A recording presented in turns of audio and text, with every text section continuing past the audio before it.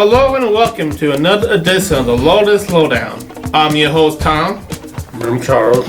And to kick things off, we're talking about how to build a healthy friendship.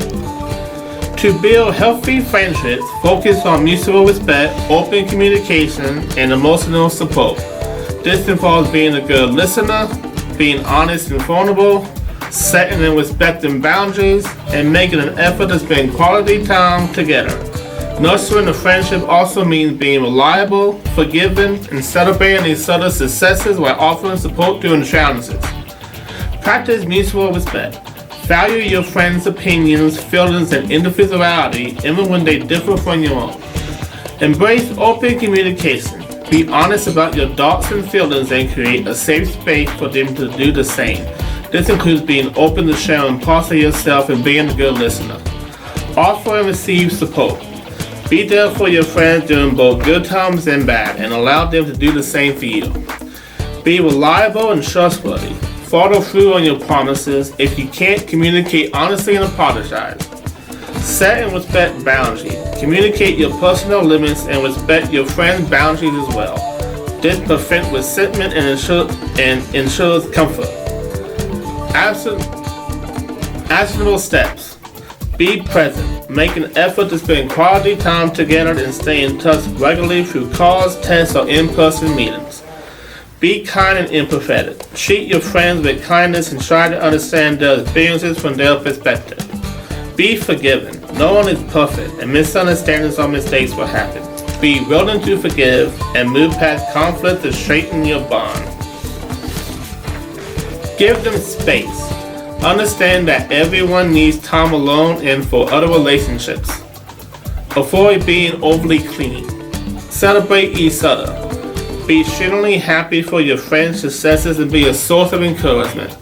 We'll be back with more of the Lotus Lowdown right after this.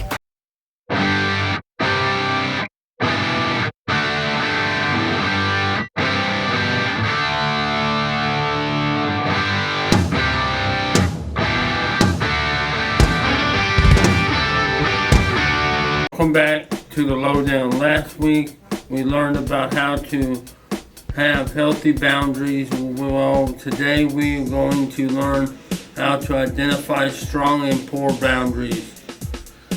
You can identify strong boundaries by observing a balance between self-respect and empathy, while poor boundaries are characterized by being either too rigid or too porous, leading to resentment, burnout, or a feeling of being overwhelmed and manipulated. Signs of poor boundaries include difficulty saying no, excessive guilt, taking responsibility for others' emotions, and staying in toxic relationships. Conversely, strong boundaries are indicated by the ability to clearly define your needs, communicate them directly, and enforce them without feeling guilty or excessive resentment. Can say no and stick to it. You can decline requests or offers without feeling excessive guilt or letting people down. Signs of strong, healthy boundary. Communicate clearly and directly. You clearly state your needs, limits, and expectations without being apologetic or overly aggressive. Take responsibility for your own emotions. You don't get upset or feel responsible for other people's feelings or problems. And you don't allow others to define your life or worth. Recognize and address mistreatment. You can identify disrespect, manipulation, or toxicity and act to protect yourself. Maintain a balance in relationships. You can be emotionally close with loved ones without becoming a mess or losing your sense of self. To delegate and prioritize yourself. Your delegate takes tasks when appropriate. Take time off and make prioritization a regular habit. Signs for poor boundaries. Too poor, weak. Difficult saying no. You frequently say yes even when you are overextended, which leads to resentment. People pleasing. You focus on the needs and wants of others to your own exhaustion and feel responsible for their happiness. Over-identification with others. You are overly affected by others' emotions and blame them for making you feel a certain way. Ignoring the red flags. You tolerate or ignore unhealthy or toxic behavior from others. Difficulty expressing yourself. You have trouble opening up or feel like you don't have a voice. Too rigid. Emotional distance. You are avoiding opening up even to loved ones and may struggle with intimacy or getting close to people. Self-reliance to an extreme. You find it hard to ask for or accept help from others. And flexibility. You refuse to listen to others' input, consider the perspectives, or compromise. Cutting people off. You may cut meaningful people out of your life rather than finding a healthy way to resolve conflict. More of the lowdown coming up next. Welcome back to the Lowdown. Now we're going to learn about coping skills and what both healthy and unhealthy coping skills look like. Coping skills are strategies people use to manage stress, regulate emotions, and navigate difficult situations. They can be either healthy or unhealthy, where healthy skills help to reduce stress and improve overall well-being, while unhealthy ones may provide short-term relief but have negative long-term effects. Examples of healthy coping skills include deep breathing, exercise, journaling, spending time with friends, and problem solving. Healthy coping skills, relaxation techniques. Deep breathing, meditation, and progressive muscle relaxation can help calm your mind and body. Physical activity. Exercise like walking, dancing, or sports is a great way to relieve stress. Creative and mindful activities. Engaging in hobbies like drawing, gardening, listening to music, or journaling can provide a distraction or a way to process feelings. Social support. Talking to a trusted friend, family member, or support group can help you feel less alone. Problem solving. Directly addressing a source of stress by making a plan, managing your time, or setting boundaries can be very effective. Emotional processing. Safely expressing emotions through activities like journaling or talking to someone can help you work through them. Unhealthy coping skills. Substance use. Using drugs or alcohol to numb feelings. These are unhealthy coping skills now. Avoidance. Ignoring problems, withdrawing from social situations, or constantly distracting yourself. Aggressive. Yelling, shoving, or other aggressive behaviors. Don't want to do that. Self-harm. Hurting yourself as a way to cope. Denial. Refusing to acknowledge that a problem exists. More of the lowdown coming up right after this. Responsibilities for the operation of the clubhouse lies with the members and staff, and ultimately with the clubhouse directors. Central to the responsibility is to engagement of members and staff in all aspects of clubhouse operation. That's it for our stand-up today, and we'll be right back. Welcome back to the lowdown, and now we're digging into Clubhouse International news, celebrating a graduation milestone.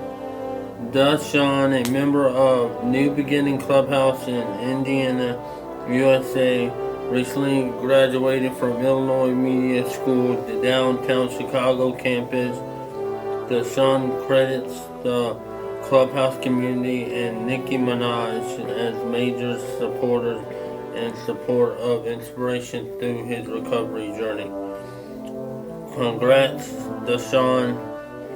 Thanks for showing how hard work plus a dream can truly turn into reality. More of the lowdown right after this. Welcome back to the Lowdown. Today's newsletter spotlight is an article on PTSD about Final Fantasy VII character Cloud Strife, written by Tom Cho. Hey, that's me. For the August newsletter. Cloud Strife, PTSD, and why it matters. Many people don't think about video games when it comes to mental health, but like with any form of art, there are cases where mental health themes come to light.